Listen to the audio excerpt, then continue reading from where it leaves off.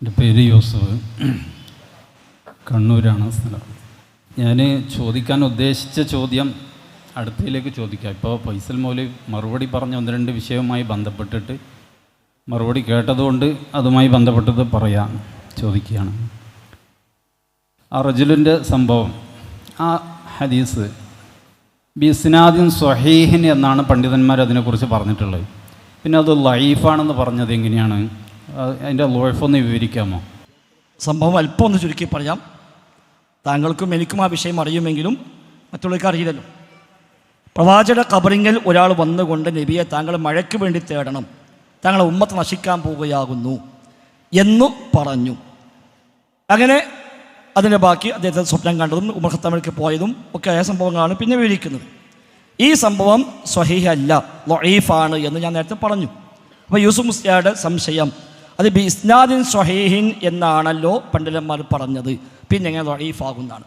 B ഇസ്നാദിൻ സ്വഹീഹിൻ എന്ന് നിരുപാധികം മുത്തലഖായി ഒരാളും പ്രയോഗിച്ചിട്ടില്ല, ഒരു സ്ഥലത്തുമില്ല. ഒന്ന് ഇബ്നു അബീ ഷൈബയാണ് അത് റിപ്പോർട്ട് ചെയ്തത്, ഇമാം ബൈഹഖിയാണ് മറ്റൊന്ന് റിപ്പോർട്ട് ചെയ്തത്. അത് എടുത്തുദ്ധരിച്ചത് ഇബ്നു കസീർ റഹിമഹുല്ലാഹ് അൽ ബിദായത്ത് വന്നിഹായിൽ 7-ാം വാള്യത്തിലാണ്, ഫത്ഹുൽ ബാരിയിൽ 3-ാം വാള്യത്തിലാണ്. പിന്നീട് അതിൽ നിന്നാണ് പിന്നീട് ശേഷക്കാരായ പലരും ഉദ്ധരിച്ചത്. അവിടെയൊന്നും ബി ഇസ്നാദിൻ സ്വഹീഹിൻ എന്ന് നിരുപാധികമായി പറഞ്ഞിട്ടില്ല. ഉദാഹരണമായി ഫത്ഹുൽ ബാരിയിൽ 3-ാം വാള്യം ബാബുൽ ഇസ്തിസ്ഖാ, കിതാബുൽ ഇസ്തിസ്ഖാ, മഴയെ തേടുന്ന അധ്യായത്തിൽ ബാബു സുആലിൻ നാസ് അൽ ഇമാം അൽ ഇസ്തിസ്ഖാ ഇദാ ഖുഹിതു എന്ന അധ്യായത്തിലാണ് ഈ സംഭവം, അതിൻ്റെ വ്യാഖ്യാനത്തിലാണ് ഈ സംഭവം ഇബ്നു ഹജർ അസ്ഖലാനി റഹിമഹുല്ലാഹ് ഫത്ഹുൽ ബാരിയിൽ കൊണ്ടുവന്നത്. അദ്ദേഹം പ്രയോഗിച്ച പ്രയോഗം റവ ഇബ്നു അബീ ഷൈബ ബി ഇസ്നാദിൻ സ്വഹീഹിൻ മിൻ അബൂ സ്വാലിഹ് സമ്മാൻ അൻ മാലിക് ദാർ വകാന ഖാസിൻ ഉമർ എന്ന് പറഞ്ഞുകൊണ്ടാണ്, നിരുപാധികമായിട്ടല്ല പറഞ്ഞത്. നേരെ മറിച്ച് ബി ഇസ്നാദിൻ സ്വഹീഹിൻ അൻ അബീ സ്വാലിഹ് മിൻ അബീ സ്വാലിഹ് സമ്മാൻ, അബൂ സ്വാലിഹ് സമ്മാൻ എന്ന് അവിടുന്ന് ഇങ്ങോട്ടാണ് ഇസ്നാദുൻ സ്വഹീഹ് പറഞ്ഞത്, അതിന് അപ്പുറത്തതിനെ കുറിച്ചല്ല. അല്ലെങ്കിൽ അത് പറയേണ്ട ആവശ്യമില്ലല്ലോ, ഇസ്നാദുഹു സ്വഹീഹ് എന്ന് പറഞ്ഞാൽ മതി. ഇസ്നാദുഹു സ്വഹീഹുൻ അല്ലെങ്കിൽ ഹാദ ഹദീസുൻ സ്വഹീഹുൻ ഹാദി റിവായത്തുൻ സ്വഹീഹത്തുൻ എന്ന് പറഞ്ഞാൽ മതി. അത് പറയാതെ സനദിൻ്റെ ഒരു ഭാഗം പറഞ്ഞ് ഇവിടെ മുതൽ സ്വഹീഹായ പരമ്പരയിൽ എന്ന് പ്രയോഗിച്ചാൽ തന്നെ അതിനപ്പുറമുള്ളതിന് ഈ ഹുക്മ ബാധകമല്ല എന്നാണ് അതിനർത്ഥം. രണ്ടാമത് ഇസ്നാദിൻ സ്വഹീഹിൻ എന്ന് പറയുന്നതും ഹദീസുൻ സ്വഹീഹുൻ എന്ന് പറയുന്നതും വ്യത്യാസമുണ്ട് എന്ന് താങ്കൾക്കറിയാമല്ലോ. ഒരു സംഭവത്തെക്കുറിച്ച് ഹാദാ ഹദീസുൻ സ്വഹീഹുൻ എന്ന് ചിലപ്പോൾ പണ്ഡിതന്മാർ പ്രയോഗിക്കും, മറ്റു ചിലപ്പോൾ ഇസ്നാദുഹു സ്വഹീഹുൻ എന്ന് പ്രയോഗിക്കും. ഹദീസുൻ സ്വഹീഹ് എന്ന് പറഞ്ഞാൽ അതിനർത്ഥം ഈ ഹദീസ് സ്വഹീഹാകുന്നു, ഇസ്നാദുഹു സ്വഹീഹ് എന്ന് പറഞ്ഞാൽ അതിൻ്റെ പരമ്പര സ്വഹീഹാകുന്നു. അപ്പോൾ അങ്ങനെ പണ്ഡിതന്മാർ എന്തിനാണ് രണ്ട് രൂപത്തിൽ പ്രയോഗിക്കുന്നത്? തദ്രീബുർ റാവിയിൽ ജലാലുദ്ദീൻ സുയൂത്തി റഹിമഹുല്ലാഹ് പറഞ്ഞു, ഇത്തരം പ്രയോഗത്തിൻ്റെ സൂചന ഇസ്നാദുൻ സ്വഹീഹുൻ എന്ന് പറയും, ഹദീസുൻ സ്വഹീഹുൻ എന്ന് പറയാതെ. കാരണം ആ പരമ്പര സ്വഹീഹ് ആയതുകൊണ്ട് മാത്രം ആ കാര്യം സ്വഹീഹ് ആവണമെന്നില്ല എന്നതിലേക്കുള്ള സൂചനയാണ് ഈ പ്രയോഗം പണ്ഡിതന്മാർ പ്രയോഗിക്കുന്നത്. നമ്മുടെ സാധാരണ ഭാഷ ഒരു ഉദാഹരണം പറഞ്ഞാൽ, ഒരു കാര്യം സംഭവിച്ചു, ഒരാൾ വന്ന് നമ്മോട് പറഞ്ഞു, അപ്പോൾ നമ്മൾ പറയുകയാണ് ആ കാര്യം സംഭവിച്ചു എന്നുള്ളത് വിശ്വാസയോഗ്യമായ ഒരാൾ എന്നോട് പറഞ്ഞിട്ടുണ്ട് എന്ന് പറഞ്ഞാൽ എന്താ അർത്ഥം? അതുകൊണ്ട് ആ കാര്യം ശരിയാകണമെന്നുണ്ടോ? ഇല്ല. ആ കാര്യം ശരിയായ കാര്യമാണ് എന്ന് പറയാൻ പറ്റുമോ? ഇല്ല. പറഞ്ഞു എന്നത് ശരിയാണ്, അത്രേ അർത്ഥമുള്ളൂ. അതാണ് ഇസ്നാദുഹു സ്വഹീഹുൻ. അത് ഒരിക്കലും എവിടെയും ഈ റിവായത്ത് സ്വഹീഹാകുന്നു, ഈ സംഭവം സ്വഹീഹാകുന്നു എന്ന് ഒരു പണ്ഡിതനും രേഖപ്പെടുത്തിയിട്ടില്ല. രേഖപ്പെടുത്തിയവരൊക്കെ പറഞ്ഞത് ഒന്നുകിൽ സനദിൻ്റെ ഒരു ഭാഗത്ത് നിന്ന് കണക്ട് ചെയ്തുകൊണ്ട് അവിടുന്ന് ഇങ്ങോട്ട് സ്വഹീഹാണ് എന്ന രൂപത്തിലുള്ള പ്രയോഗമാണ്, അല്ലെങ്കിൽ പരമ്പര സ്വഹീഹാണ് എന്ന പ്രയോഗമാണ്, മൊത്തം സംഭവം സ്വഹീഹാണ് എന്ന് പറഞ്ഞിട്ടില്ല. രണ്ട്, ഇത് ഹദീസല്ല, നബിയിലേക്ക് ചേർത്തിയ കാര്യമല്ല, നബിതങ്ങളുടെ വാക്കല്ല, നബിതങ്ങൾ പറഞ്ഞതല്ല, നബിതങ്ങൾ ചെയ്തതല്ല, ഉമർ ഖത്താബിൻ്റെ കാലത്ത് നടന്നുവെന്ന് പറയപ്പെടുന്ന ഒരു സംഭവം മാത്രമാണ്. അതുകൊണ്ട് ഞാൻ സ്വഹീഹ് ആയിട്ടും പ്രത്യേകിച്ച് കാര്യമൊന്നുമില്ല. എന്നാൽ നിരുപാധികം മുത്തലഖായി സ്വഹീഹാണ് എന്ന് അതേക്കുറിച്ചിട്ട് പ്രയോഗിച്ചിട്ടുമില്ല. അല്ലാഹു അഅലം. പിന്നെ വന്ന വ്യക്തിയുടെ വിശ്വാസം എന്താണെന്ന് നമുക്കറിയില്ല എന്ന് നിങ്ങൾ പറഞ്ഞു. അദ്ദേഹത്തിൻ്റെ വിശ്വാസമാണ് അദ്ദേഹത്തിൻ്റെ വാക്കിലുള്ളത്. ഇസ്തസ്ഖില്ലാഹ ലി ഉമ്മത്തിക യാ റസൂലല്ലാഹ്, അള്ളാഹുവിൻ്റെ റസൂലേ തങ്ങളുടെ ഉമ്മത്തിന് വേണ്ടി മഴയെ തേടണം. അപ്പോൾ മുഹമ്മദ് നബി സല്ലല്ലാഹു അലൈഹി വസല്ലം തങ്ങൾ അള്ളാഹുവിൻ്റെ റസൂലാണ് എന്ന് വിശ്വസിക്കുന്ന വ്യക്തിയാണ് ആ വന്ന് ചോദിച്ചത് എന്നുള്ളത് വളരെ വ്യക്തമാണ്, മുസ്ലിമാണ്. അപ്പോൾ വിശ്വാസം അറിയില്ല എന്ന് പറഞ്ഞിട്ട് തള്ളുന്നത് ശരിയല്ല. ഒന്ന്, പിന്നെ ഞാൻ അപകമായിട്ട് വീണ്ടും പറയുന്നത്, എൻ്റെ ചോദ്യം ഇതല്ല, ജിന്നുമായിട്ട് ബന്ധപ്പെട്ടാണ്. അതിന് ചോദിക്കാനുള്ള അവസരം തരണേ. അവസരം ഇല്ല എന്നിട്ട് അവസരം നിഷേധിക്കരുത്. ഇത് വിഷയം കേട്ടതുകൊണ്ട് പറയാമെന്ന് മാത്രം. പിന്നെ അതിൻ്റെ ഇസ്നാദ് അബൂ സാലിഹ് വരെ സഹിയാണെന്ന് നിങ്ങൾ പറഞ്ഞു. അതിൻ്റെ സനദൊന്ന് ഞാൻ പറയാം. അതിൽ ആരാണ് ലൊഴഫുള്ളതെന്ന് പറഞ്ഞിരണം. ഹദ്ദസന ഇബ്നു അബി ഷൈബയുടെ റിപ്പോർട്ടാണ്. ഹദ്ദസന അബൂ മുആവിയ അനിൽ അഅ്മശ് അൻ അബി സ്വാലിഹിൻ അം മാലിക്കിദ്ദാർ. അപ്പോൾ അബൂ സാലിഹിന് ശേഷമുള്ളത് മാലിക്കിദ്ദാർ റളിയല്ലാഹു അൻഹു. മാലിക്കിദ്ദാർ ആണെങ്കിലോ കാന ഖാസിന ഉമർ റളിയല്ലാഹുവിൻ്റെ ഖജനാവ് സൂക്ഷിപ്പുകാരനാണ്. ഒരു തമ്മാടിയെ കൊണ്ട് ഉമർ റളിയല്ലാഹു അൻഹു എന്താക്കൂല, ഖജനാവ് സൂക്ഷിപ്പുകാരനാക്കൂല. അപ്പോൾ അതിൽ ആരാണ് ബലഹീനൻ ഒന്ന് വിശദീകരിച്ചാലോ? അവിടെ രണ്ട് വ്യക്തികൾക്കും പ്രശ്നമുണ്ട്. ഒന്ന് അഴ്മഷ് മുദല്ലിസാണ്. ഹദീസിൻ്റെ പരമ്പരകളിൽ മറച്ചു വെച്ച് ഉദ്ധരിക്കുന്നതാണ് അഴ്മഷ്. അതുകൊണ്ട് താങ്കൾക്കറിയാം മുദല്ലിസിൻ്റെ അനത്ത് സ്വീകാര്യമല്ല. ഇവിടെ അനിൽ അഴ്മഷ് എന്ന് പറഞ്ഞുകൊണ്ടാണ്. അതേപോലെ ഖാസിന് ഉമർ എന്ന് പറയുന്ന മാലിക്കുദ്ദാർ ഹദീസിൽ സ്വീകാര്യനല്ല. ഖജനാവ് സൂക്ഷിക്കാൻ പറ്റും. ഖജനാവ് സൂക്ഷിക്കാൻ പറ്റുന്നതൊക്കെ ഹദീസിൽ റാവിയുമായിട്ട് സ്വീകരിക്കപ്പെടണം എന്നില്ല. അദ്ദേഹം മജ്ഹൂലാണ്. ആ നിലക്ക് അതും സ്വീകാര്യമല്ല. അതുകൊണ്ട് ഇത് സംഭവം സ്വഹീയല്ല. ഇനി സ്വഹീയ ആയാലും നിങ്ങൾക്ക് കാര്യവുമില്ല. നബി തങ്ങൾ പറഞ്ഞതല്ല, സ്വഹാബിയല്ല. പിന്നെ റജുലിൻ്റെ വിശ്വാസം മനസ്സിലായി. എങ്ങനെ? യാ റസൂലുള്ളാഹ് വിളിച്ചൊക്കെ അത് വിശ്വസിച്ചോളന്നില്ലല്ലോ. യാ റസൂലുള്ളാഹ് വിളിക്കുന്ന എല്ലാവർക്കും ആ വിശ്വാസം ശരിയാവണം എന്നുണ്ടോ? ഇല്ല.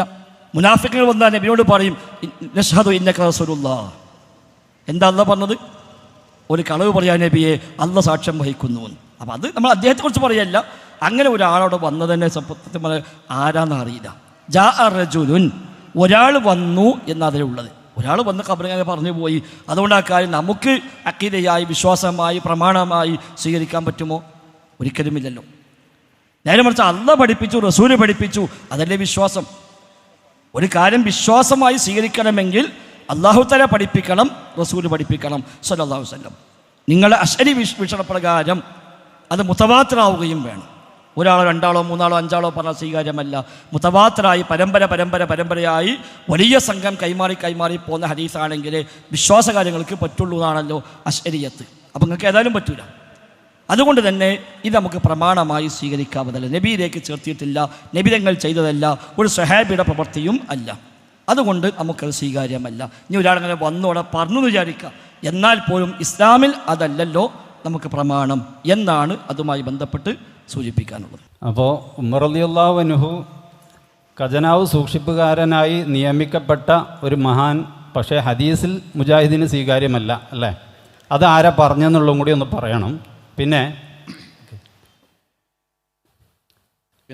ബഹുമാനപ്പെട്ട പിന്നെ അത് സ്വഹാബിയുടെ വാക്കല്ല എന്ന് നിങ്ങൾ പറഞ്ഞു. സ്വഹാബിയുടെ പ്രവർത്തനമല്ല.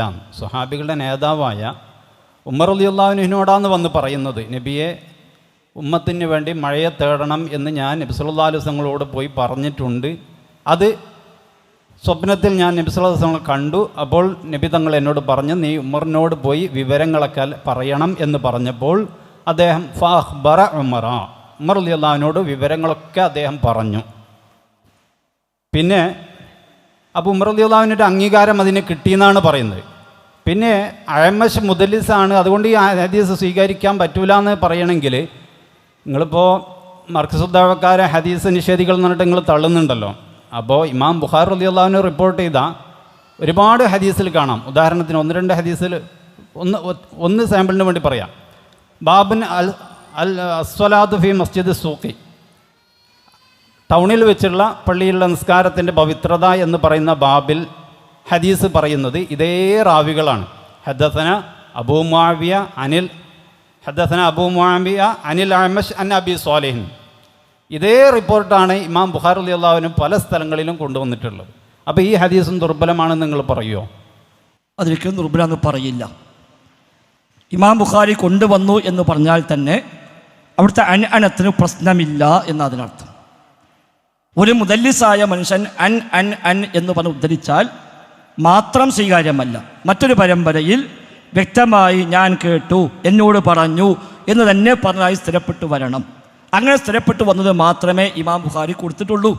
അതുകൊണ്ടാണ് ഇമാം ബുഖാരി ഉദ്ധരിച്ച അബൂ സാലിഹ് അടക്കമുള്ള അതേപോലെ അഴ്മഷ് അടക്കമുള്ള പല റാവിമാരുടെയും അനഅനത്തുകൾ സ്വീകാര്യമായത്. സ്വഹീഹ് ബുഖാരിയിൽ ഇമാം ബുഖാരി ഒരു മുദല്ലിസിൻ്റെ അനഅനത്ത് കൊണ്ടുവന്നാൽ പോലും ആ സംഭവം മറ്റൊരു പരമ്പരയിൽ അനഅനത്തല്ലാതെ നേർക്ക് നേരെ സമാഅ് സ്ഥിരപ്പെട്ടുകൊണ്ട് വന്നിട്ടുണ്ട് എന്നതിനർത്ഥം. അതുകൊണ്ട് ഇമാം ബുഖാരി ഉദ്ധരിച്ചു എന്ന് പറഞ്ഞാൽ തന്നെ അതുകൂടി ആ പ്രശ്നം തീർന്നു.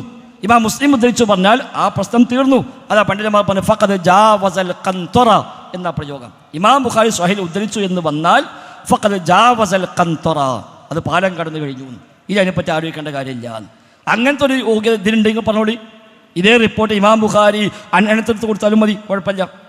ഇതേ സംഭവം ഇതേ പരമ്പര അനഅനത്തിട്ട് കൊണ്ട് ഇമാം ബുഖാരി സ്വഹീഹ് ബുഖാരി കൊടുത്തിട്ടുണ്ടെങ്കിൽ നമുക്ക് സ്വീകാര്യമാണ്. പക്ഷേ കൊണ്ടുവന്നിട്ടില്ല. ഇമാം മുസ്ലിം കൊണ്ടുവന്നിട്ടില്ല. ഇമാം തുർമുദി, അബൂദാവൂദ്, നസായി, ഇബ്നു മാജ, അഹ്മദ് ഒന്നും ഉദ്ധരിച്ചിട്ടില്ല. ഇബ്നു അബീ ഷൈബയാണ് ഒന്നും ഉദ്ധരിച്ചത്. അതുകൊണ്ട് മാത്രം പറ്റില്ല എന്നല്ല, പക്ഷേ അതിൽ സനദിൽ പ്രശ്നങ്ങളുണ്ട്. അതാ മാലിക് ദാർ. അപ്പോൾ ചോദ്യം, മാലിക് ദാർ ഇമാം ഉമർ ഖത്താബിൻ്റെ കാലത്ത് ഖാസിൻ ഉമർ അല്ലേ, ഖജനാവ് സൂക്ഷിപ്പുകാരനല്ലേ? ആണ്. ഉമർ ഖത്താബിൻ്റെ ഖജനാവ് സൂക്ഷിപ്പുകാരനായി എന്നുള്ളത് ഹദീസ് അദാലത്തിൻ്റെ ഒരു ഭാഗമാണോ? അല്ലല്ലോ. ലാ ഐരിഫുഹു എന്ന് പറഞ്ഞത് ഇമാം ഹൈസമിയാണ്, നൂറുദ്ദീൻ ഹൈസമിയാണ്. ഇബ്നു അബീ ഹാത്തിം അദ്ദേഹത്തെക്കുറിച്ച് ആ നിലക്കുള്ള ജർഹ് പറഞ്ഞിട്ടുണ്ട്. അത് എല്ലാവരും പറഞ്ഞതാണ്, ഞങ്ങൾ മുജാഹിദീങ്ങൾ കണ്ടിട്ട് ചോദിച്ചൊന്നുമല്ല. ഉസൂൽ ഹദീസിൻ്റെ കിതാബുകൾ പരിശോധിച്ചാൽ അവിടെയൊക്കെ ചർച്ചയുള്ള ഭാഗം തന്നെയാണ്.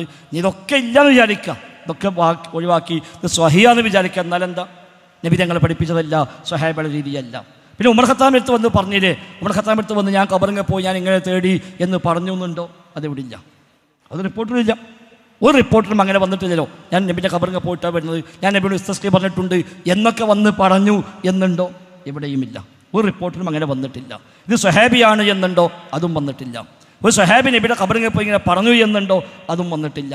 അതൊക്കെ പിന്നെ ബാക്കി ഉസ്താദന്മാരുടെ ഭാഗം അതിലേക്കാണ്ട് കട്ട് പേസ്റ്റ് ചെയ്ത് അവരെ കുറച്ച് ഊതി വീർപ്പിച്ച് വലുതാക്കി കൊണ്ടുപോയി കൊടുക്കുന്ന വിഷയങ്ങളാണ് എന്നാണ് അതുമായി ബന്ധപ്പെട്ട് സൂചിപ്പിക്കുക. അപ്പോൾ ഞങ്ങളെ ഭാഗ ഒരു ഹദീസും ഞങ്ങളാരും നഖദ് പറയാറില്ല, ഞങ്ങളാരും മുഹദ്ദിസീങ്ങളല്ല, ഹദീസ് നിദാന പണ്ഡിതന്മാരല്ല.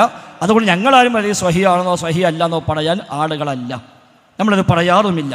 മുൻഗാമികൾ ഒരു ഹദീസിനെ കുറിച്ച് പറഞ്ഞ ഹുക്കുമുകൾ, വിധികൾ അത് വായിക്കുക, പഠിക്കുക, ആ കിതാബിലേക്ക് മടങ്ങുക എന്നല്ലാതെ ഞങ്ങളെ വക ഒരു സംഗതിയെപ്പറ്റിയും പറയാറില്ല, പറഞ്ഞിട്ടില്ല. അതുകൊണ്ട് ഒരു മുദല്ലിസായ റാവിമാർ സ്വഹീഹ് ബുഖാരി, ഇമാം ബുഖാരി റാവിമാരിൽ ഉണ്ട്. പക്ഷേ അവർ മുദല്ലിസാണ് എന്ന് അറിഞ്ഞിട്ടും അവരുടെ റിവായത്ത് ഇമാം ബുഖാരി കൊടുത്തത് ആ മുദല്ലിസിൽ നിന്ന് നേർക്ക് നേരെ സ്ഥിരപ്പെട്ട് വന്നതുകൊണ്ടാണ്. മുദല്ലിസ് സ്ഥിരപ്പെട്ട് വന്നാലോ അത് അംഗീകരിക്കപ്പെട്ടും ചെയ്യും. ഇനി മുദല്ലിസുമാർ എല്ലാവരും ഒരേ ഹുക്കമാണോ? അല്ല. ഇമാം അസ്ഖലാനി മുദല്ലിസന്മാരെ കുറിച്ച് മാത്രം തബഖാത്തുൽ മുദല്ലിസീൻ കിതാബ് എഴുതി 5 തരം തബക്കകളാക്കി മുദല്ലിസുമാരെ 5-6 തബക്കകളാക്കി പരിചയപ്പെടുത്തി. അത് എല്ലാവരും ഒരേ ഹുക്കുമല്ലതാനും. ഏതായാലും ഒരു മുദല്ലിസിൽ നിന്ന് റിവായത്ത് വരുമ്പോൾ അദ്ദേഹം കേട്ടു, അദ്ദേഹത്തോട് പറഞ്ഞു എന്ന് സ്ഥിരപ്പെട്ട് കിട്ടണം. അങ്ങനെ കിട്ടിയത് മാത്രമേ ഇമാം ബുഖാരി കൊടുത്തിട്ടുള്ളൂ.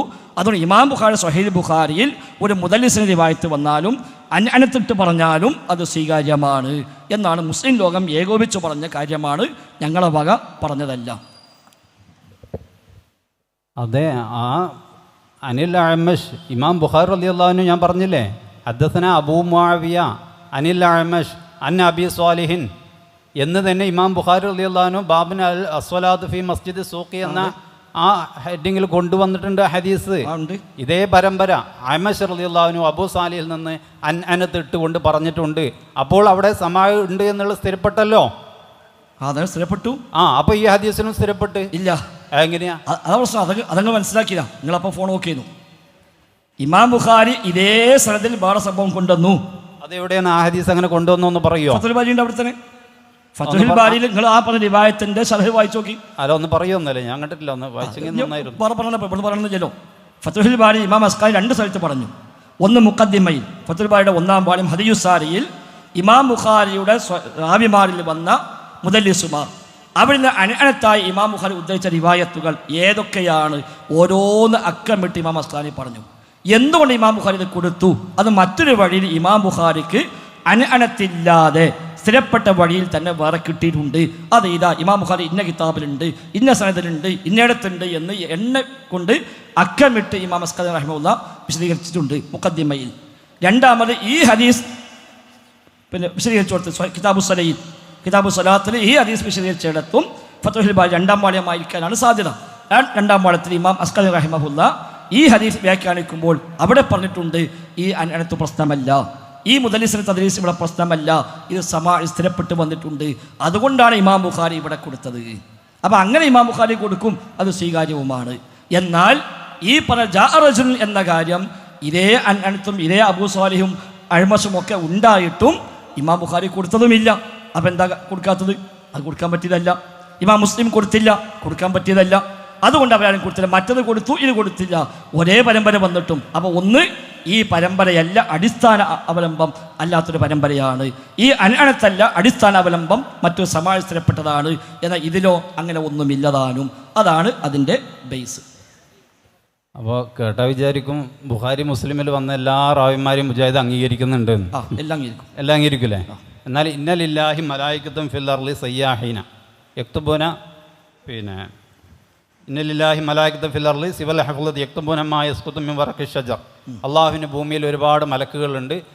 മരത്തിൻ്റെ ഇലകൾ പൊയിഞ്ഞ് വീകുന്നത് അവരെ എഴുതി വെക്കുകയാണ് അവരുടെ ജോലി. അതുകൊണ്ട് ഫലാത്തിൻ, അതുകൊണ്ട് വിജനമായ സ്ഥലത്ത് നിങ്ങൾ വല്ലവരും എത്തിപ്പെട്ടാൽ ഫലിയുനാദി, നിങ്ങൾ ആരും നിങ്ങളെ സഹായിക്കാൻ ഒരു മനുഷ്യരും ഇല്ലാത്ത സ്ഥലത്ത് അവന് വിളിച്ചു പറയട്ടെ, യാ ഇബാദുല്ലാഹി അഈനൂനി, അള്ളാഹുവിൻ്റെ അടിമകളെ നിങ്ങൾ എന്നെ സഹായിക്കുവീൻ. കാരണം അവിടെ എന്തുണ്ട്? മലക്കുകളുണ്ട് നിങ്ങളെ സഹായിക്കാൻ. ഈ ഹദീസിൻ്റെ പരമ്പരയിൽ വന്നത് മുഴുവനും ഇമാം മുസ്ലിം റളിയല്ലാഹു അൻഹു ഒരു പരമ്പരയിലുള്ള മഹാന്മാരാണ്. എന്നിട്ട് എന്തുകൊണ്ട് നിങ്ങൾ ആ ഹദീസ് സ്വീകരിക്കുന്നില്ല? സഹോദരൻ നേരത്തെ പറഞ്ഞു മനസ്സിലായില്ല. ഞാൻ ആവർത്തിച്ച് പറഞ്ഞു, അപ്പോഴും നിങ്ങൾ ഫോൺ നോക്കിയിരുന്നു, നിങ്ങൾ മറുപടി ശ്രദ്ധിച്ചിട്ടില്ല. അതാ പറയുക, ഇമാം ബുഖാരി ഒരു റാവിന് ഹദീസ് ഉദ്ധരിച്ചു. ആ റാവിനെ ഇമാം ബുഖാരി ഉദ്ധരിക്കണമെങ്കിൽ ഇമാം ബുഖാരിക്ക് ചില നിബന്ധനയുണ്ട്. ആ നിബന്ധന പാലിച്ചെങ്കിൽ മാത്രമേ സ്വഹീഹ് ബുഖാരിയിൽ ആ ഹദീസ് വരികയുള്ളൂ. ഇമാം മുസ്ലിമിന് വേറെ ചില നിബന്ധനയുണ്ട്, അത് പാലിച്ചെങ്കിലേ സ്വഹീഹ് മുസ്ലിമിന് വരികയുള്ളൂ. അതേ റാവിയിൽ നിന്ന് മറ്റു സ്ഥലത്ത് ഉദ്ധരിക്കപ്പെടാം. അവിടെ ഒരു പക്ഷേ ഈ അനഅനത്താണ് വന്നിട്ടുണ്ടാവുക, അതുകൊണ്ട് സ്വീകാര്യമല്ല എന്ന് പറയും. ഈ റാവി മുദല്ലിസാണെങ്കിൽ മുദല്ലിസായ റാവി ഇത് ഞാൻ കേട്ടു, എന്നോട് പറഞ്ഞു, ഞാൻ കണ്ടു എന്ന് അദ്ദേഹം പറഞ്ഞാൽ സ്വീകാര്യമാണ്. അങ്ങനെ പറഞ്ഞത് മാത്രമേ ഇമാം ബുഖാരി കൊടുത്തിട്ടുള്ളൂ, അങ്ങനെ പറഞ്ഞത് മാത്രമേ ഇമാം മുസ്ലിം കൊടുത്തിട്ടുള്ളൂ, അല്ലാത്ത കൊടുത്തിട്ടില്ല. എന്നാൽ നിങ്ങൾ വായിച്ചത് ഇമാം തൊബ്രാനി ഉദ്ധരിച്ചതാണ്, ഇമാം ബുഖാരി ഉദ്ധരിച്ചിട്ടില്ല. നിങ്ങളിപ്പോൾ വായിച്ച ഹദീസ് ഇമാം തൊബ്രാനിയാണ് ഉദ്ധരിച്ചത്, അത് ഇമാം ബുഖാരി ഉദ്ധരിച്ചിട്ടില്ല, ഇമാം മുസ്ലിം ഉദ്ധരിച്ചിട്ടില്ല, ഇമാം തുർമുദി ഉദ്ധരിച്ചിട്ടില്ല, ഇമാം അബൂദാവൂദ് ഉദ്ധരിച്ചിട്ടില്ല. അത് റാവിമാർ ഇവിടെ റാവിമാരായിട്ട് കൂടി ഈ റിവായത്ത് ഇമാം ബുഖാരി എടുത്തില്ല, ഇമാം മുസ്ലിം എടുത്തില്ല. അപ്പം എന്ത് മനസ്സിലായി? ഈ റാവിയെ കാണുമ്പോഴേക്ക് ഒക്കെ ശരിയായി എന്നുള്ളതല്ല. എന്നാൽ അതിന് പുറമെ സ്വഹീഹ് ബുഖാരിയിൽ സ്വഹീഹ് മുസ്ലിമിൽ അത് സ്വീകരിക്കപ്പെടണമെങ്കിൽ ഉദ്ധരിക്കപ്പെടണമെങ്കിൽ വേറെ ചില നിബന്ധനകൾ കൂടിയുണ്ട്. ആ നിബന്ധന പാലിക്കപ്പെടാത്ത കാലത്തോളം ഇമാം ബുഖാരി ഉദ്ധരിക്കാറില്ല.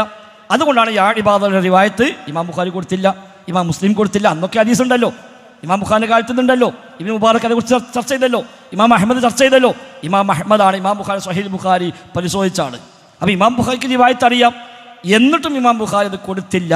അപ്പോൾ കൊടുക്കാനുള്ള യോഗ്യത ഇല്ല, അതുകൊണ്ട് കൊടുത്തില്ല. അതുകൊണ്ട് നമ്മളും സ്വീകരിക്കുന്നില്ല. കൊടുക്കാനുള്ള യോഗ്യത ഉണ്ട് പണ്ഡിതന്മാർ തീരുമാനിച്ചാലോ അവർ കൊടുക്കും, നമ്മൾ സ്വീകരിക്കുകയും ചെയ്യും. സ്വഹീഹാണോ സ്വീകരിക്കാൻ ഒരു മടിയും മുജാഹിദ് പ്രസ്ഥാനത്തിനില്ല. സ്വഹീഹല്ലേ തള്ളിക്കളയാനും യാതൊരു മടിയുമില്ല.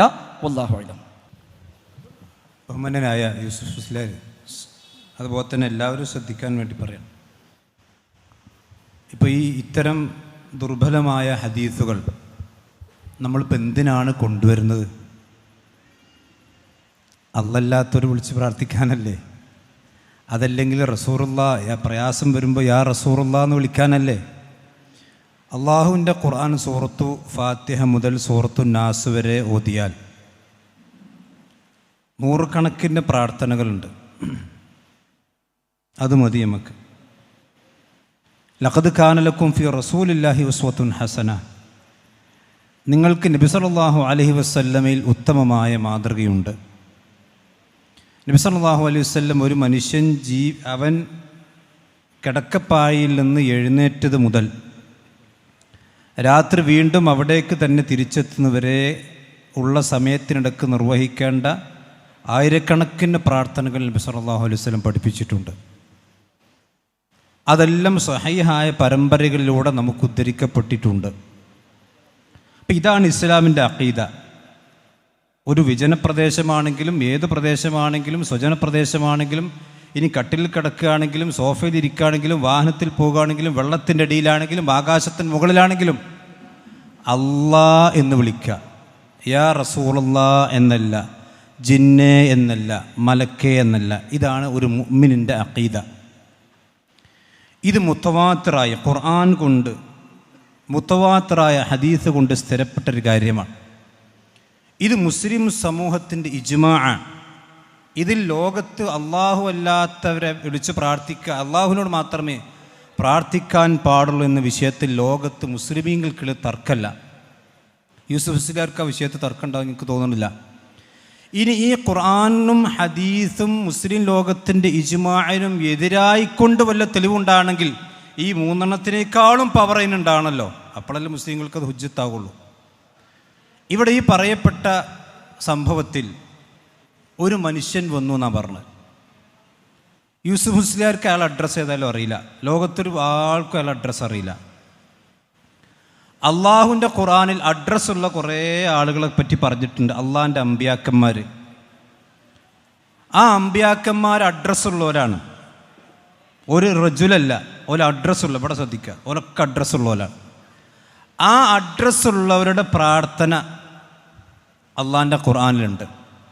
റസൂലുള്ളാഹിൻ്റെ സഹാബത്ത് എല്ലാവരും അഡ്രസ്സുള്ളവരാണ്.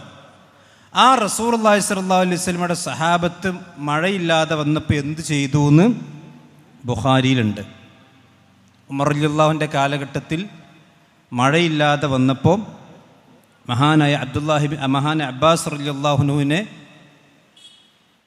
ഇമാമാക്കിക്കൊണ്ട് ഉമർ റളിയല്ലാഹു മഴയ്ക്ക് വേണ്ടി നമസ്കരിച്ചു. ഇത് മുസ്ലിം ലോകത്ത് തർക്കമില്ലാത്ത കാര്യമാണ്. അപ്പം ഈ സഹാബത്തിൽ നിന്ന് സ്ഥിരപ്പെട്ട മുസ്ലിം ലോകത്ത് തർക്കമില്ലാത്തൊരു കാര്യത്തെ പൊളിക്കാൻ വേണ്ടി നിങ്ങളൊരു തെളിവ് കൊണ്ടുവരുന്നുണ്ടെങ്കിൽ ആ തെളിവ് ഒന്നുകിൽ ഖുർആനേക്കാളും മേലാകണം, അല്ലെങ്കിൽ സഹാബത്തിനേക്കാളും സ്ഥിരപ്പെട്ട സംഭവത്തേക്കാളൊക്കെ വലിയതാകണം. അതൊന്നും അല്ലല്ലോ. ഒരു റജുല് വന്നു. ഞാൻ ചോദിക്കും, നിങ്ങൾ മുസ്ലിയാരാണല്ലോ, ഉസൂലുൽ ഹദീസ് നിങ്ങൾ പഠിച്ചിട്ടുണ്ടാവും. ഒരു ഹദീസ് സ്ഥിരപ്പെടണമെങ്കിൽ 5 നിബന്ധനകൾ നിങ്ങൾക്ക് അറിയാലോ. ആ 5 നിബന്ധനകളിൽ ആ ഹദീസിൽ പറയപ്പെടുന്ന കാര്യം അല്ലെങ്കിൽ ഹദീസിൻ്റെ അതിൻ്റെ സനദ് അത് അദാലത്തുള്ളതായിരിക്കണം, താമുല്ലബത്തായിരിക്കണം, ശുദൂദുകൾ ഉണ്ടാകാൻ പാടില്ല, ഇല്ലത്തുണ്ടാകാൻ പാടില്ല, ഇത്തിസാല സനദ് ഉണ്ടാകണം. ഇനി അതിൽ പറയപ്പെടുന്ന കാര്യമോ വിശുദ്ധ ഖുർആനിനോ പ്രവാചകൻ സല്ലല്ലാഹു അലൈഹി വസല്ലമയുടെ ഹദീസുകൾക്കോ വിരുദ്ധമായതാകാനും പാടില്ല. ഇതൊക്കെ മുസ്ലിം ലോകത്ത് തർക്കമില്ലാത്ത കാര്യമാണ്. ഇനി നിങ്ങൾ പറയുന്ന ഈ സംഭവത്തിൽ ഒരു റജുൽ വന്നു, ഇയാൾ ചെയ്ത പണി ഖുർആനെതിരാണ്, റസൂലുള്ളാഹി സ്വല്ലല്ലാഹു അലൈഹി വസല്ലമയുടെ സഹാബത്തിൻ്റെ പ്രവർത്തനങ്ങൾക്കെതിരാണ്. മുസ്ലിം ലോകത്ത് തർക്കമില്ലാത്ത കാര്യങ്ങൾക്ക് കാലങ്ങളായ നിലവിലുള്ള കാര്യങ്ങൾക്കെതിരാണ്. അതുകൊണ്ട് തന്നെ അങ്ങനൊരു പണി നമുക്ക് തെളിവെടുക്കണമെങ്കിൽ ആ വ്യക്തി ആരാണ് എന്ന് വ്യക്തമായി നമുക്കറിഞ്ഞേ മതിയാകും. അത് യാ റസൂലുള്ളാഹ് എന്ന് വിളിച്ചില്ലേ, അതുകൊണ്ട് മുസ്ലിമല്ല എന്ന്. അതിനെ വൈസമ്മൂലൂടെ ആയത്തോതിയത് ഇന്നക റസൂലുള്ളാഹ് എന്ന് മുനാഫിക്കുകൾ റസൂലുള്ളാഹിൻ്റെ സദസ്സിന് യാ റസൂലുള്ളാഹ് എന്ന് വിളിക്കാറുണ്ട്, ജൂതന്മാർ വിളിക്കാറുണ്ട് ചിലപ്പോൾ. ഇനി ഒരു മുസ്ലിം ഇസ്ലാമിനെ തകർക്കാൻ വേണ്ടി വേഷം കെട്ടി വന്നാലും അയാൾ യാ റസൂലുള്ളാഹ് എന്നല്ല വിളിക്കുക. അതുകൊണ്ട് ആ വിളിച്ച വ്യക്തി ആര്? അപ്പം ഇനി മാലിക്കുദ്ദാർ ഖാസിനായിക്കോട്ടെ, എന്നാലും ഈ റജുല് തെളിയില്ലല്ലോ. മാലിക്കുദ്ദാർ പറഞ്ഞ ഖാസിനാന്ന് കുട്ടിക്കോളി, എന്നാലും ഈ വ്യക്തി ആര്? ആ വ്യക്തി ആരാണെന്ന്, അയാളുടെ അഡ്രസ്സാണെന്ന്, അയാൾ ഒരു സിഖത്തായ മനുഷ്യനാണോ അല്ലേ? ഇനി മാത്രം ഇത് സ്വപ്നാണല്ലോ, സ്വപ്നല്ലേ? കാന്തപുരം മുസ്ലിയാർ തന്നെ എഴുതിയിട്ടുണ്ടല്ലോ, പ്രവാചകന്മാരുടേതല്ലാത്ത സ്വപ്നങ്ങൾ ഇസ്ലാമിൽ തെളിവല്ല. അപ്പം ഇത് വളരെ വ്യക്തമായി. അതുകൊണ്ട് ബഹുമാനരായ യൂസുഫ് മുസ്ലിയാരോട് പറയാനുള്ളതെന്ന് വെച്ചാൽ മുഴുവൻ മുസ്ലിങ്ങളോട് പറയാനുള്ളത്, നമ്മൾ ഏത് പ്രതിസന്ധി ഘട്ടത്തിലും പടച്ചോനോട് വിളിക്കാൻ നമുക്ക് തെളിവ് പരതേണ്ട ആവശ്യമില്ല. നമ്മുടെ കണ്ണിൽ ഇങ്ങോട്ട് വന്ന് കുത്തും തെളിവ്. ഇത് നമ്മൾ അവിടെ മാന്തി ഇവിടെ മാന്തി അങ്ങോട്ട് നോക്കി ഇങ്ങോട്ട് നോക്കി ആ കിതാബ് നോക്കി എത്ര പണിയാണ് ഈ ലൈഫ് ഹദീസൊക്കെ പഠിച്ച് പെട്ടി ഉണ്ടാക്കുക. നിങ്ങൾ ബുഖാരി എടുത്ത് നോക്കി, അള്ളാഹിൻ്റെ ഖുർആൻ എടുത്ത് നോക്കി, ഇഷ്ടംപോലെ തെളിവ് നിങ്ങൾക്ക് അള്ളാഹിനോട് പ്രാർത്ഥിക്കാൻ കിട്ടും. എന്നാൽ റസൂലുള്ളാഹിനോട് പ്രാർത്ഥിക്കാൻ ഒരു തെളിവില്ല, ഒരു തെളിവില്ല. ആ തെളിവില്ല എന്ന് അള്ള പറഞ്ഞതിന് എതിരായിട്ട് തെളിവുണ്ട് ഉണ്ട് ഉണ്ട് എന്ന് പറഞ്ഞിട്ട് ഏതോ ഒരു മനുഷ്യർ റസൂലുള്ളാഹിൻ്റെ ഖബറിൻ്റെ അടുത്തേക്ക് ആരൊക്കെ വരും റസൂലുള്ളാഹിൻ്റെ ഖബറിൻ്റെ അടുത്തേക്ക്? ആ വരുന്നവരൊക്കെ മുസ്ലിമീങ്ങളാണെന്നാണോ? നബി സല്ലല്ലാഹു അലൈഹി വസല്ലമയുടെ കാലഘട്ടത്തിൽ റസൂലുള്ളാഹിൻ്റെ ബാക്കിൽ നിസ്കരിക്കുന്ന മുനാഫിക്കുകളില്ലേ, ആ റസൂലുള്ളാഹിൻ്റെ പള്ളിയിൽ വെച്ച് റസൂലുള്ളാഹിൻ്റെ ഖബറിൻ്റെ അടുത്ത് വെച്ചല്ലേ ഇതേ ഉമർ റളിയല്ലാഹുവിനെ കുത്തിക്കൊന്നത്? അയാൾ മുസ്ലിമാണോ? മഹാന ഉസ്മാൻ ഇബ്നു അഫ്ഫാൻ റളിയല്ലാഹുവിനെ ആ റസൂലുള്ളാഹിൻ്റെ പള്ളിക്കരികിൽ വെച്ചുകൊണ്ടല്ലേ കുത്തിക്കൊന്നത്? അവർ മുസ്ലിമീങ്ങളാണോ? അതുകൊണ്ട് യാ റസൂലുള്ളാഹ് എന്ന് വിളിച്ചതുകൊണ്ട് അയാളുടെ അഖീദ സ്ഥിരപ്പെടില്ല. അയാൾ ആരാണെന്ന് വ്യക്തമാകണം. ഇയാൾ മുസ്ലിമാണെന്ന് അറിഞ്ഞിട്ടും കാര്യമില്ല. ആ മുസ്ലിമാണെങ്കിൽ അയാളെ സംബന്ധിച്ചിടത്തോളം റസൂലുള്ളാഹി സ്വല്ലല്ലാഹു അലൈഹി വസല്ലമയെ സംബന്ധിച്ച് അയാളുടെ അഖീദ എന്താണ്? നമുക്കറിയാലോ, പല പേഴ്ച കക്ഷികളുണ്ട്. ഇതൊക്കെ ഇപ്പം യൂസുഫ് സുലാരി തെളിവുകൊണ്ടിരുന്നത് എന്താ? ആ മനുഷ്യൻ വന്നു എന്നൊരു കഥ പറയാനല്ലല്ലോ. ഈ കാലഘട്ടത്തിൽ മുസ്ലിമീങ്ങൾക്ക് റസൂലുള്ളാഹിൻ്റെ ഖബറിൻ്റെ അടുത്ത് പോയി ചോദിക്കാനല്ലേ. നമ്മൾ പറയുന്നു ഈ കാലഘട്ടത്തിൽ ആര് ചോദിച്ചാലും അത് പച്ച ശിർക്കാണ്. അതിനല്ലേ നിങ്ങൾ തെളിവുകൊണ്ടിരുന്നത്. അല്ലാതെ ഒരു റജുൽ വന്നു എന്ന് ബാലരമയിലെ കഥ പോലെ കഥ പറയാനല്ലല്ലോ. ആ കഥ അടിസ്ഥാനമില്ലാത്ത കഥ പ്രമാണമാക്കി കൊണ്ടുവരുന്നെന്തിനാ? ഇന്ന് റസൂലുള്ളാഹിൻ്റെ ഖബറിൻ്റെ അടുത്ത് പോയി അതിൽ ഇവിടുന്ന് യാ റസൂലുള്ളാഹ് എന്ന് വിളിക്കാനല്ലേ. അത് നിങ്ങൾക്ക് യാതൊരു തെളിവുമില്ല. അത് നിങ്ങൾ യൂസുഫ് മുസ്ലിയാർ വിളിച്ചാലും കാന്തപുരം മുസ്ലിയാർ വിളിച്ചാലും ഇനി അള്ളാഹുവിൻ്റെ റസൂലിനെ സംബന്ധിച്ച് ഇവിടുന്ന് വിളിച്ചാൽ കേൾക്കുന്ന ആര് വിളിച്ചാലും അത് പച്ചയായ ശിർക്കാണ്. അതുകൊണ്ട് ശിർക്കിന് തെളിവുണ്ടാക്കി നിങ്ങൾ സമയം കളയേണ്ട ആവശ്യമില്ല. നിങ്ങൾ അള്ളാഹിൻ്റെ ഖുർആനിൽ അള്ളാഹിനോട് ഇഷ്ടം പോലെ പ്രാർത്ഥിച്ചോളി. വഖാല റബ്ബുക്കും അദ്ഉനി അസ്തജിബ് ലക്കും. ഇത് സംശയമുണ്ടോ? യൂസുഫ് മുസ്ലിയാർ നിങ്ങളുടെ റബ്ബൊന്നല്ലേ? നമ്മൾ രണ്ടാൾ റബ്ബൊന്നല്ലേ? വഖാല റബ്ബുക്കും അദ്ഉനി അസ്തജിബ് ലക്കും. നിങ്ങളുടെ റബ്ബ് പറഞ്ഞിരിക്കുന്നു നിങ്ങൾ എന്നോട് ദുആ ചെയ്തോളൂ എന്ന്. ഇത് നമുക്ക് ഓതി തന്നത് മുത്ത് നബി സല്ലല്ലാഹു അലൈഹി വസല്ലം ആ റസൂലുള്ളാഹിൻ്റെ നാവിലൂടെയാണ് വഖാല റബ്ബുക്കും അദ്ഉനി അസ്തജിബ് ലക്കും എന്ന് നമ്മൾ കേട്ടിട്ടുള്ളത്. അതുകൊണ്ട് ആ റസൂലുള്ളാഹിനല്ല വിളിക്കേണ്ടത്, അള്ളാഹുവിനെ വിളിക്കുക. അതിനാണ് ഖുർആനിലുള്ള തെളിവ്. അതുകൊണ്ട് ആ റജുല് സ്ഥിരപ്പെടാത്തടത്തോളം കാലം ഈ മാലിക്കുദാർ നന്നായതുകൊണ്ട് കാര്യമില്ല. ആ റജുല് ആരാണ് അത് ലോകത്താരും അറിയപ്പെട്ടിട്ടില്ല. അത് പറഞ്ഞിട്ട് ഇനി അത് അറിഞ്ഞാലും നിങ്ങൾ വിളിച്ചാൽ അത് ശിർക്കന്നെ. അതുകൊണ്ട് ഞാൻ റജുല് നന്നായിട്ടും കാര്യമില്ല, നിങ്ങൾ വിളിച്ചാൽ അത് ശിർക്കന്നെ. വെറുതെ എന്തിനാ ആവശ്യമില്ലാത്ത പണിക്കണം. പിന്നെ അത് സ്വപ്നമാണെന്ന് ആരോപിച്ച് നിങ്ങൾ 2-3 ആരോപണങ്ങളുണ്ട്. അത് മുഴുവനും സ്വപ്നമല്ല. അദ്ദേഹം പോയി നബി സല്ലല്ലാഹു അലൈഹി വസല്ലം ഖബറിൻ്റെ അരികിൽ പോയിക്കൊണ്ട് ഇസ്തിസ്ഖില്ലാഹ ലി ഉമ്മതിക യാ റസൂലല്ലാഹ് എന്ന് പറഞ്ഞ സംഭവം സ്വപ്നമല്ല, അത് ഉണർവിലാണ്. പിന്നീട് അദ്ദേഹം സ്വപ്നം ഏതേ കാണുന്നുള്ളൂ. അദ്ദേഹം സ്വപ്നം കാണുമ്പോൾ നബി സല്ലല്ലാഹു അലൈഹി വസല്ലം വന്നു, നീ ഉമറിനോട് പോയി ഈ വിഷയങ്ങളൊക്കെ പറയുകയും എൻ്റെ സലാം പറയുകയും, ഈ വിഷയമാണ് സ്വപ്നം. അങ്ങനെ വീണ്ടും അദ്ദേഹം ഉമർ റളിയല്ലാഹുവിനോട് പോയി അവതരിപ്പിക്കുന്നുണ്ട്. ആ സമയത്ത് അതും സ്വപ്നമല്ല. അപ്പോൾ സ്വപ്നം കണ്ടിട്ട് തള്ളരുത്. ഒരു മിനിറ്റ് 3 വിഷയങ്ങളാണ്. പിന്നെ രണ്ടാമത്തെ പറയാനുള്ളത്, നിങ്ങളിതൊക്കെ അള്ളാഹു അല്ലാത്തവരോട് വിളിച്ച് പ്രാർത്ഥിക്കാനല്ലേ ഉണ്ടാക്കുന്നതല്ല. മാലിക് സലഫി തന്നെ നേരത്തെ ഇവിടെ ഒരു ആയത്തോതി, വലാ തഖൂലു ലിമാ അൽസൽതകുമുൽ കദിബ ഹാദാ ഹലാലുൻ വഹാദാ ഹറാമുൻ. ഹലാലിനെ ഹറാമാക്കാനും ഹറാമിനെ ഹലാലാക്കാനും അള്ളാഹുവിന് മാത്രമേ അധികാരമുള്ളൂ. അപ്പോൾ ഇവിടെ ഷിർക്കല്ലാത്ത ഒരു കാര്യത്തെ ഷിർക്കാണെന്ന് പറഞ്ഞുകൊണ്ട്, അതുകൊണ്ട് തന്നെയല്ലേ ഫൈസൽ മൗലവിനെ ഒരു പ്രാവശ്യം ഇസ്തിസ്ഖിലോമതിക്ക് അത് ഷിർക്കല്ല പിന്നെ തവസ്സുലാണെന്ന് പറയേണ്ടി വന്നത്. അപ്പോൾ ഷിർക്കല്ലാത്തൊരു കാര്യം ഷിർക്കാണെന്ന് പറയുകയും ഷിർക്കായ ഒരു കാര്യത്തെ ഷിർക്കല്ല എന്ന് പറയലും വളരെ ഗുരുതരമായ ആരോപണം, അള്ളാഹുവിൻ്റെ ദീനെ മാറ്റിമറിക്കലാണ്. അപ്പോൾ അതുകൊണ്ടാണ്, കാരണം ഈ ഷിർക്ക് ആർക്ക് മനസ്സിലായിട്ടില്ല? പണ്ഡിതന്മാർക്ക് മനസ്സിലായിട്ടില്ല. ബഹുമാനപ്പെട്ട അഹ്മദ് ബിൻ ഹംബൽ റളിയല്ലാഹു പോലും വഴി തെറ്റിയ സമയത്ത് യാ ഇബാദല്ലാഹി ദുല്ലൂനി അല ത്വരീഖ്, യാ ഇബാദല്ലാഹി ദുല്ലൂനി അല ത്വരീഖ്, അള്ളാഹുവിൻ്റെ അടിമളെ എനിക്ക് വഴി കാണിച്ചേരണേ. ഞാനത് ആവർത്തിച്ച് പറഞ്ഞുകൊണ്ടിരുന്നു. യാ ഔസിയ മുഹിദ്ദീൻ എന്ന് ആവർത്തിച്ച് പറയും പോലെ യാ ഇബാദല്ലാഹി ദുല്ലൂനി അല ത്വരീഖ് ഞാനിത് ആവർത്തിച്ച് പറഞ്ഞുകൊണ്ടിരുന്നു.